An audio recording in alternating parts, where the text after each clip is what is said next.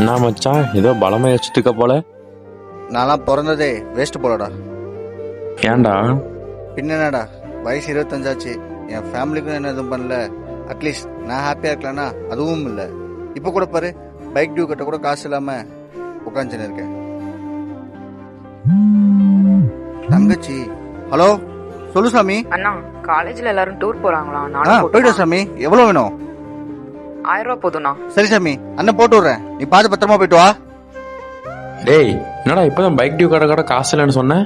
காசு இல்லதான், ஆனா எப்படியாவது ரெடி பண்ணுடா.